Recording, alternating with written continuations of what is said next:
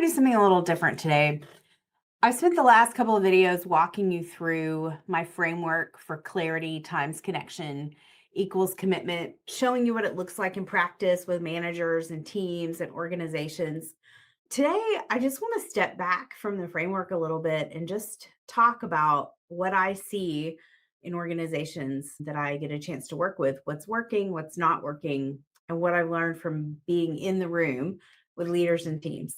Some of what I'm going to share today might seem really simple.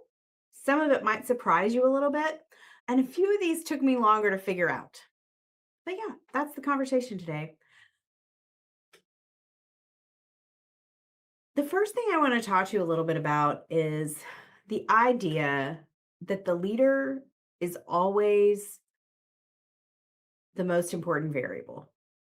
How the leader interacts with their people in every struggling team or organization that I've worked with, the common thread is not strategy, it's not budgeting, it's not marketing, it's usually the leader. And I want to be clear, that's not about blame. It's about clarity and it's about figuring out where do we need to put our time and effort. Leaders set the temperature, whether that's conscious or not. The way they go about interacting with their people has the biggest impact on the overall success of the organization in the long term. I think about a leader that I work with who really didn't know the impact that she was having on her staff. She thought that her strong level of accountability and focus on results was really what it was going to take to get her organization to success. And she couldn't figure out why people kept leaving and why people weren't really motivated to do the hard work that she needed them to do. Really looking at that, we could see that her way of interacting with people didn't generate the kind of commitment that she was looking at. So, if you want to know what a team truly believes is expected of them, watch the leader for 2 days. See what that looks like. Instead of reading the value statement on the wall, watch the leader because how the leader interprets those values and lives them out will say the most about what's going on with the team.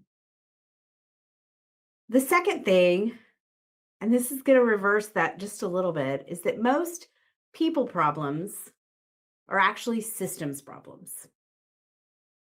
Even the leader that I was talking about before, a lot of leadership issues are because of what the system encourages leaders to do.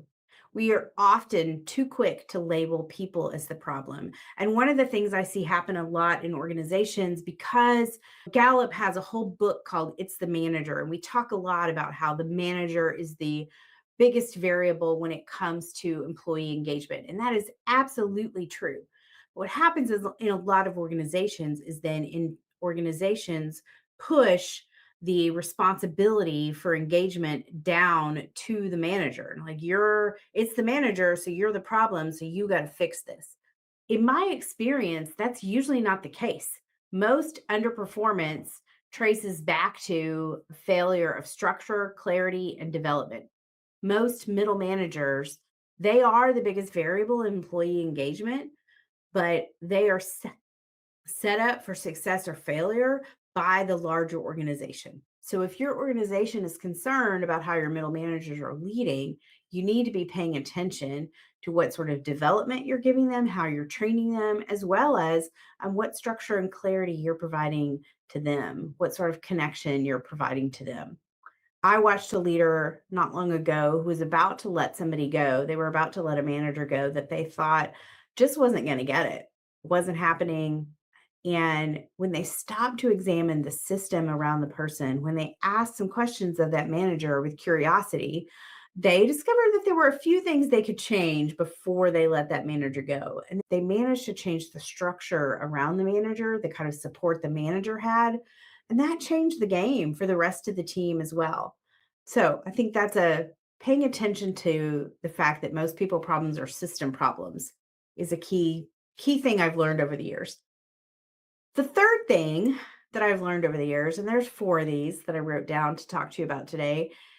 I learned this first from Brene Brown, but I have seen it in practice over and over again that clarity is kindness. Clarity is an act of caring for your people. I used to really think that clarity was a management technique, that paying attention to every little detail was just a piece of the structure. But what I've learned is it's one of the most generous things that a leader can do. Ambiguity costs people something. It makes them anxious, it makes them worried, it makes them wonder, and it does not generate commitment because they aren't sure what they're supposed to be doing or how what they're supposed to be doing matters. So, when a leader is really clear about expectations, about priorities, about what success looks like in a particular role, they're giving the team something that team can work with, and they're helping the team make progress in a way that is motivating and encouraging.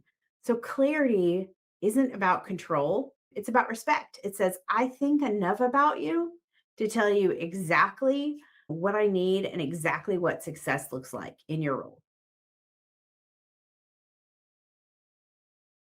Insight number 4 today, the last thing I wanted to share with you today is connection takes longer than you think. All the things I've been talking about take longer than you think, but the payoff is more than you expect. Relational investment is slow. When you're under pressure, it feels like a luxury. A lot of times, a lot of leaders I talk to, when I start talking to them about how your job as a leader or as a manager is the people around you and you need to be spending more time with them, the pushback I most often get is, Carol, I don't have a lot of time for that. I don't have time to just sit around and chit chat with my people.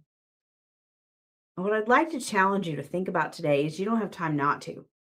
When your people feel seen, known, and valued, when they feel like you care about them, they give their best, which means they get more done faster. Your productivity increases, your profit increases. And really, what that takes is an investment on your part in that relationship.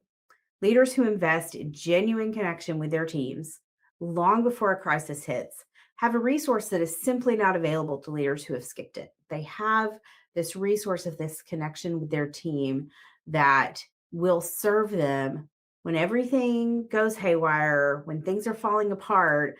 Your team is there and they're committed and they're connected to each other and they trust each other and they trust you in a way that you can't build quickly, in a way that takes time and effort and investment. Those are the biggest 4 things that I see that I have learned over the past 25 years of working with teams, that really it's about focusing on clarity and connection, but that it takes a lot of time. If you find this interesting, if you find any of this helpful to you, I would love to hear about it. And I hope that you'll also get excited. I am working on a second round of edits this week to my book, The Connected Leader, which is going to tell some stories and go into these insights a little bit further in a really conversational manner. So, if that's something you're interested in, I hope you'll tell me about it in the comments. If you have any ideas or insights from your work with teams and leaders, I would love to hear about it. And I hope that you enjoy your coffee or tea today and have a great day.